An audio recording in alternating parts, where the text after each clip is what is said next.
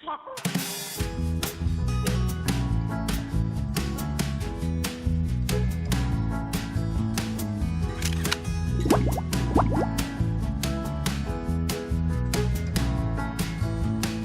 จอเคสไอติมอันนี้มาเป็นรูปแมวน่ารักมากของจริงของเขานะคะ มันจะเป็นซิลิโคนแต่ว่าไม่อยากทำซิลิโคนเท่าไหร่มันเลอะเทอะเปื้อนแล้วมันต้องใช้เวลานิดนึงนะคะก็เลยเอาไอเดียว่าเมื่อวานนั่งทำเป็นเคสกาวร้อนแล้ววันนี้จะมาลองทำเป็นเคสกาวร้อนดูอีกทีลองเลยดีกว่า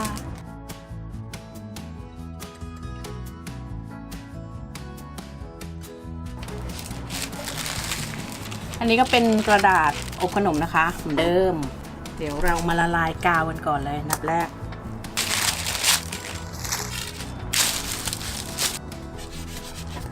นี่จะเห็นว่าเขาเริ่มละลายแล้วใช่ไหมคะนี่นะคะก็ได้เป็นแผ่นแบบนี้ออกมาละเราก็จะเอามาร่างแบบดูนะคะในแบบนี้เขาน่าจะเป็นเคสของ iPhone นะคะเพราะว่ากล้องอยู่มุมนี้เดี๋ยวพี่จะทำให้คล้ายแล้วกันกล้องพี่เนี่ยจะเห็นว่าเขาจะอยู่ตรงนี้เนาะเราจะต้องกะขนาดเคสเราให้ได้ก่อนว่ามันน่าจะอยู่ประมาณไหนก็จะมีหูข้างบนเนาะ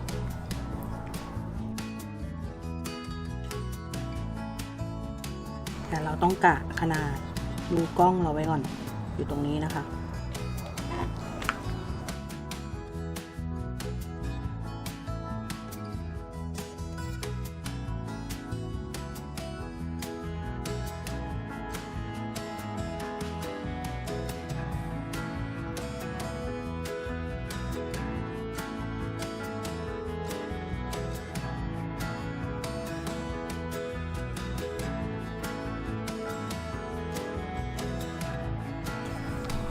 ได้ประมาณนี้เราก็ตัดออกนะคะ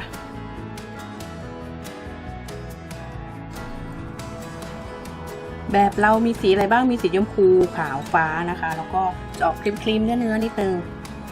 เริ่มที่สีชมพูกันก่อนแล้วกันนะ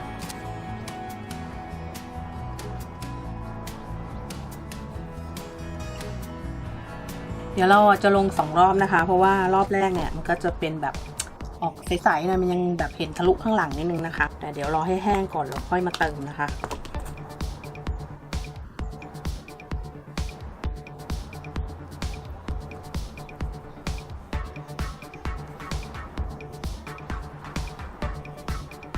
โอเคครบทุกสีละ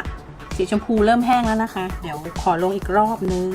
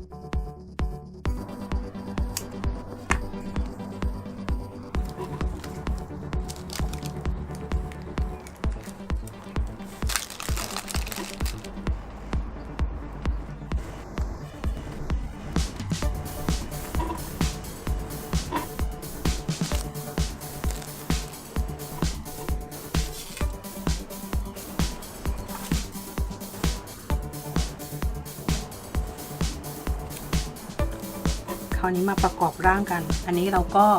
เส้นขอบข้างนะคะ เราใส่ไว้เรียบร้อยแล้วแล้วอันนี้ก็เราจะวางไว้ข้างบนอย่างนี้นะคะลากตามแนวนี้ไปก่อน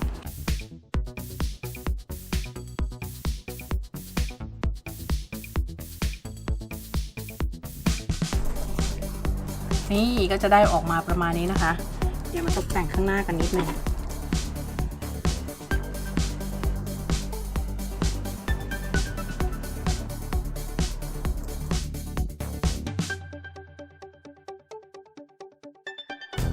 นี่นะคะเคสไอติมของเราก็จะได้ออกมาหน้าตาประมาณนี้อ่ะมาลองแกะกันดูนะคะคือพี่ไม่ได้ใช้เป็นกระดาษขนมนะคะเพราะฉะนั้นเนี่ยตอนที่ทากาวเนี่ยเขาจะติดนะแกะไม่ออกเราจะแกะออกแค่ขอบนี้นะคะนี่ข้างในนี้ก็เอาไว้อย่างนี้นะคะไม่ต้องแกะออกเราแค่มาเก็บเล็มตรงนี้ให้เรียบร้อยก็พอ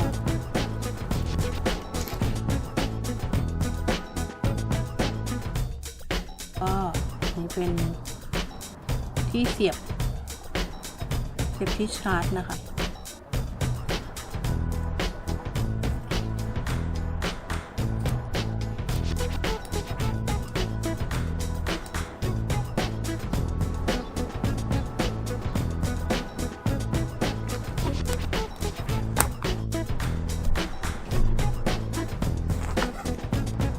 โอเคเป็นอันเสร็จเรียบร้อยนะคะเคสไอติมของพี่วันนี้